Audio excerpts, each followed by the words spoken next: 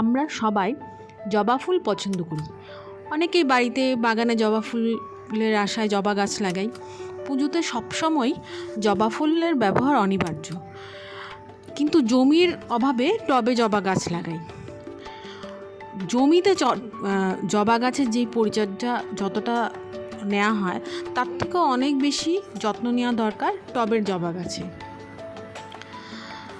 তাই আজকে আমি আলোচনা করব আমি ব্যক্তিগতভাবে কিভাবে টবে জবা গাছের যত্ন নিই এবং জবা গাছে প্রচুর ফুলে পরিপূর্ণ করতে সক্ষম হচ্ছি।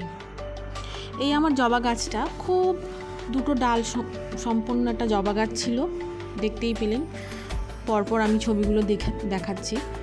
তো এই জবা গাছটা অনেক ধকল সহ্য করেছে। এই ধরনের পোকা মাকড়, রস চোষা পোকা, অনেক সেই পোকা তাড়ানোর জন্য আমি একটা ভিডিও বানিয়েছি, সেটা আপনারা আলাদাভাবে দেখতে চাইলে দেখে নিতে পারেন। তো চলুন, আমি ব্যক্তিগতভাবে আমার 3 ধরনের জবা গাছ আছে আপাতত। তো দুটো দেশি, একটা লাল, আর এইটা হলো সাদাটা।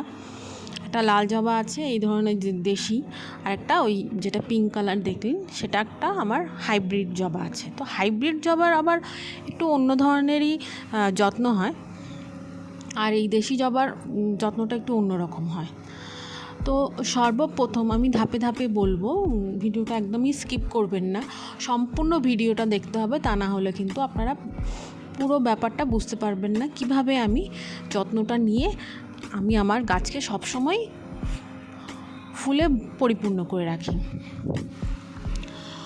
তো প্রথমে আপনাকে যেটা আমি বলবো, যদি গাছে ফুল কম আসতে দেখেন, ফুল ধরছে না, ফুল কুঁড়ি আসছে কিন্তু কুঁড়ি ঝরে পড়ছে, তখনই আপনাকে লক্ষ্য করতে হবে গাছে কোনো রকম পোকা, পাতায়ও ফাঙ্গাস হয় এই গাছের, কালো কালো ছোটো ছোটো পোকা আর ফাঙ্গাস বোঝা যায় না। তখন ওই পোকার নিরাময়ক ওষুধ যেরকম নিম তেল বা কিছু যা আছে আপনারা ব্যবহার করতে পারেন। আমি তো নিম তেলও ব্যবহার করি।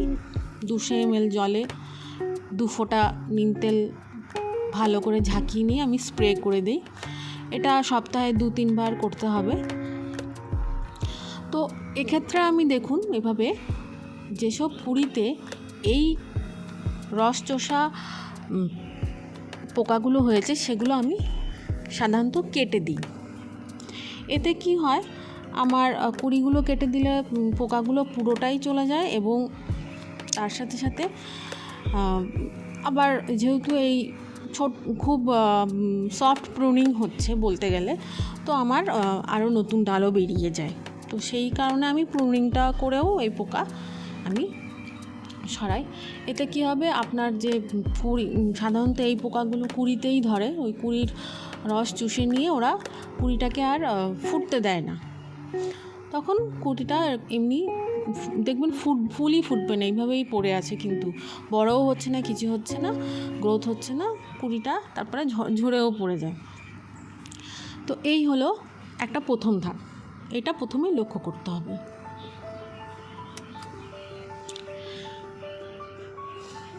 দ্বিতীয় যেটা হলো সেটা হলো গাছে গ্রোথ পাচ্ছে কি না। আমার এই জায়গাটায় দেখুন আমি অনেক ফুল তুলছি, যতটুকু ফুল তুলছি আমার প্রত্যেক দিনের পুজোতে আমার এই ফুল তুলে আমার হয়ে যায় যতটুকু। এই টগর গাছ থেকে টগর ফুলও তুলে নিলাম, নয়নতারা থেকে নয়নতারা, এবং 4টে জবা আমার হয়েছিল, সেই জবাও আমি তুলে নিলাম। আর নীলকণ্ঠ গাছেও ফুল এখন হচ্ছে না, এই গাছেও আমাকে সার দিতে হবে কিছু। দেখুন নাইট্রোজেনের কমতি নেই, কিন্তু ফুল ফুটছে না। এই ফুল না ফোটার কারণে যেই এটা আমি দেব সারটা, একদম জৈব সার, সেটা আপনার কিছুক্ষণ পরেই দেখাবো। এই পরের ধাপে এই বেলি ফুল গাছ অনেক ফুল এসছে, তো এই এক ঝুড়ি ফুল আমার হয়ে যায়। চলে আসি দ্বিতীয় ধাপে। দ্বিতীয় ধাপ হচ্ছে জবা গাছ সূর্যালোকের খুব দরকার। সূর্যালোক জবা গাছ পছন্দ করে। মানে পুরোটা দিনের আলো জবা গাছটা পাচ্ছে কি না সেইটা আপনাকে দেখতে হবে। আমার এই দিকটায়, মানে এইটা পূর্ব দিকটা, এই পূর্ব দিক ঘেঁষে আমি আমার জবা গাছ দুটোকে আমি রেখেছি। আরেকটা গাছও পূর্ব দিকেই আছে, কিন্তু এইখানটায় নেই। তো এই সূর্যালোকের দিক করে আমি অবশ্যই জবা গাছ রাখি, যাতে সম্পূর্ণ রোদটা পায়। তৃতীয় ধাপে চলে আসি, সেটা হলো দেখতে হবে গাছের মাটিতে মানে জল জমে আছে কিনা, বা অধিক মাত্রায় জল হয়ে গেছে কিনা। জল অধিক মাত্রা হয়ে গেলেও সমস্যা, আবার কম জল হলেও গাছে কিন্তু ফুল ফুটবে না। তো এই যেরকম আমার টানা এই কদিন অনেক বৃষ্টি হয়েছে, এখন সেপ্টেম্বর মাস, তো আজকে 10 তারিখ। তো এই সেপ্টেম্বর মাসে এই কদিন খুব বৃষ্টি হয়েছে, গাছের গোড়ায় অনেক জল জমেছে। তো একটুখানি খুঁড়ে দেবেন, যাতে অক্সিজেন চলাচলটা একটু হয়। এবং জল এখন এই মুহূর্তে দেবেনই না, যতক্ষণ না শুকোচ্ছে জলটা, গাছের গোড়া থেকে মাটিটা শুকোচ্ছে, জল একদম দেবেন না। জলের খেয়ালও রাখতে হবে এভাবে। চলে আসি আমরা চতুর্থ এবং সবথেকে গুরুত্বপূর্ণ ধাপে। এই ধাপগুলো হয়ে যাওয়ার পরও যদি দেখেন যে গাছে ফুল আসছে না, তখন আপনি সার প্রয়োগ করবেন। আমি সবসময় জৈব সার প্রয়োগ করি। এক্ষেত্রে আমি নিয়েছি হচ্ছে বোন ডাস্ট। এটা হলো বোন ডাস্ট। বোন ডাস্টে থাকে প্রচুর পরিমাণে ফসফরাস, ক্যালসিয়াম, যেটা আপনার গাছের গোড়া শক্ত করে বাড়তে সাহায্য করে। এবং যদি কোনো ফলের গাছ হয়, সেই গাছেও আপনি বোন ডাস্টটা বেশি করে দিতে পারেন। ফলের গাছে ফল ধরতে বোন ডাস্ট অসামান্য দক্ষতা রয়েছে বোন ডাস্টের। এবং এক্ষেত্রে আমি বোন ডাস্টটা দিয়ে দিচ্ছি অল্প পরিমাণে।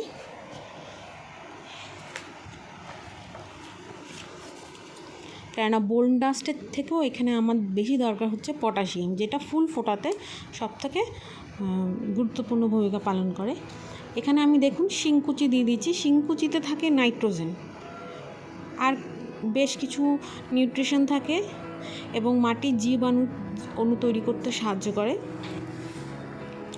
এবং মাটি ক্ষয় রোধ করে।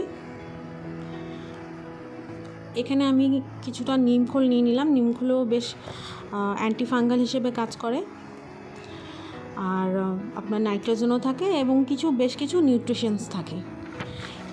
এখানে দেখুন, এটা হচ্ছে আসল গুরুত্বপূর্ণ জিনিস। এটা হলো গিয়ে কাঠকয়লার ছাই গুঁড়ো। এটার মধ্যে প্রচুর পরিমাণে পটাশিয়াম থাকে। এই পটাশিয়ামটাই আপনাকে ফুল আনতে খুব সাহায্য করে, এবং এটা অ্যান্টিফাঙ্গাল হিসেবেও কাজ করে। আপনি এই জায়গায় আপনি কলার খোসাও দিতে পারেন। তো আমি এখানে যেহেতু দুটো কাজই হয়ে যাবে, তো আমি এখানে দিয়ে দিচ্ছি কাঠের কয়লার যে ছাইটা, সেই ছাইটা আমি জোগাড় করেছি, সেই ছাইটা আমি দিচ্ছি। আমি কিন্তু কোনো ভার্মি কম্পোস্ট দিচ্ছি না এখন, কেননা ভার্মি কম্পোস্টে থাকে প্রচুর পরিমাণে নাইট্রোজেন। আমার যেই গাছে আমি এই সারটা প্রয়োগ করব, সেই গাছে নাইট্রোজেনের আকাল সেরকম নেই, কিন্তু ফুল ফুটছে না, মানে 4-5 দিন নিয়ে একটা ফুল ফুটছে। তো সেই কারণে আমি ভার্মি কম্পোস্ট ওই গাছে দেব না। তো ভালো করে এটাকে মিক্স করে নিচ্ছি। এবং আরেকটা কথা আমি বলবো, এই সার আমি এখন প্রয়োগ করছি, এখন বর্ষার প্রায় শেষের দিকে। আমি এই সার আবার প্রয়োগ করেছিলাম, লাস্ট আমি প্রয়োগ করেছিলাম বর্ষার শুরু হওয়ার ঠিক আগে, মানে গরমটা একটু কম হচ্ছে, মেঘলা হতে শুরু করেছে এরকম সময়ে, মানে জুলাই মাসের মাঝামাঝি সময়ে আমি সার প্রয়োগ করেছিলাম। তারপরে আমি এই সেপ্টেম্বর মাসে এই সারটা প্রয়োগ করছি। কোনো রকম সার, পরিপূর্ণ সার আপনি যখন প্রয়োগ করবেন বিশেষ কয়েকটা মাসে, যেরকম ধরুন এই আপনি সারটা দিলেন, আবার আপনি সার দেবেন শীতটা শুরু হওয়ার আগে, মানে নভেম্বরের মাঝামাঝি দেবেন। শীতকালে তো জবা গাছে সেরকম ফুল ফোটে না, বিশেষ করে দেশি জবা গাছে। তো শীতকালটা একদমই অ্যাভয়েড করে দেবেন। তারপর আবার দেবেন হচ্ছে ফেব্রুয়ারি মাসে, এবং ফেব্রুয়ারি থেকে এপ্রিলের প্রথম দিক পর্যন্ত আপনি সার দেবেন। তারপর এপ্রিল মাসটা পুরো সার অ্যাভয়েড করবেন, মে মাসে অ্যাভয়েড করবেন। প্রচণ্ড গরমে সার না দেওয়াই ভালো, গাছের গোড়া পুড়ে যায়। তখন তো শিকড়টাকে বাঁচানোর জন্যই আমার সময় চলে যায়, কিভাবে শিকড় যাতে জ্বলে না যায়, গাছ যাতে ঢলে না পড়ে, জলের যাতে আকাল না হয়, সেই পরিচর্যায় চলে তখন। মানে জল 2-3 বার জল দিতে হবে। তো এক্ষেত্রে আমার এই গাছটায় সেরকম সমস্যার মধ্যে যেটা হচ্ছে সবথেকে, যে ফুল ফুটছে না, একটা ফুটছে, বেশ 1 সপ্তাহ পরে একটা ফুটছে। সেই কারণে আমি এই গাছে এই মিক্সচারটা দিয়ে দেব। তাহলেই দেখবেন 15 দিনের মাথায় দেখবেন ফুল একদম ভরে গেছে। সময় দিতে হবে একটু, মিনিমাম 15 দিন আপনাকে দিতে হবে। এই সারটাকে মাটির সাথে মিশে মাটির মাধ্যমে গাছে পৌঁছানোর জন্য 2 সপ্তাহ আপনাকে সময় দিতে হবে। তো এখানে দেখুন আমি 2 ইঞ্চি মতন মাটি তুলে নিচ্ছি গাছের গোড়া থেকে। 2 ইঞ্চি মতন মাটির গোড়া থেকে গাছের গোড়া থেকে মাটি তুলে নিয়ে আমি এর মধ্যে ওই মিক্সচারটা দিয়ে দেব।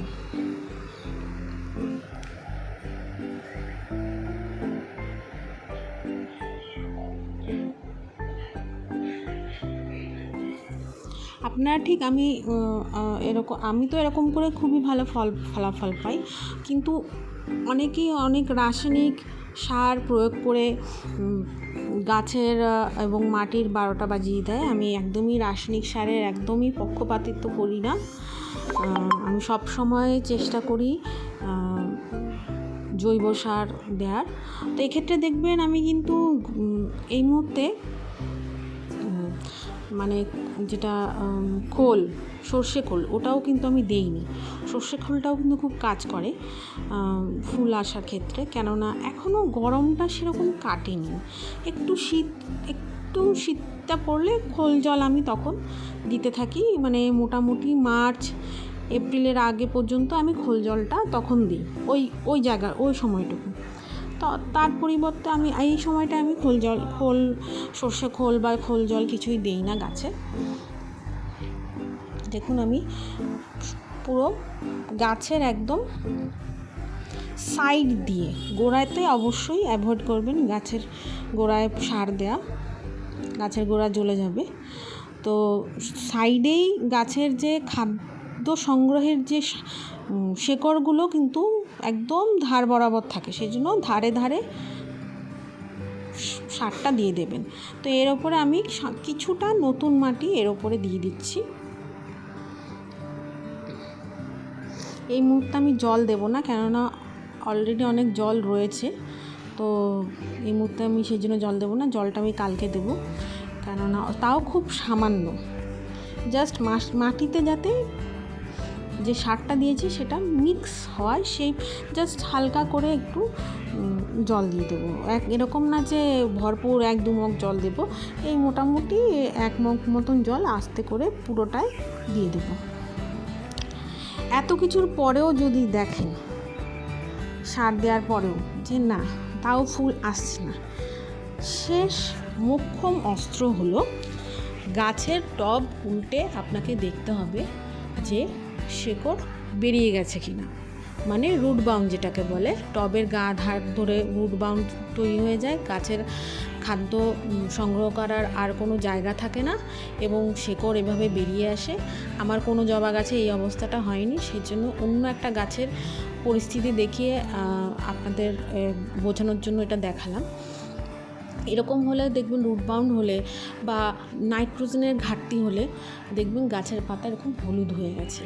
আর তখন আপনাকে করতে হবে রিপোর্টিংটা অবশ্যই এই সময়টায় করে নিতে পারেন, এবং আবার আপনার ফেব্রুয়ারি মাসে করতে পারেন। তার মাঝামাঝি রিপোর্টিংটাকে সম্পূর্ণভাবে অ্যাভয়েড করবেন। এই গাছটাতে আমার কিছুটা নাইট্রোজেন লাগবে। গাছের পাতা হলুদ হয়ে যাচ্ছে, গাছের পাতা কিন্তু ঝরছে না, কিন্তু হলুদ হয়ে রয়েছে।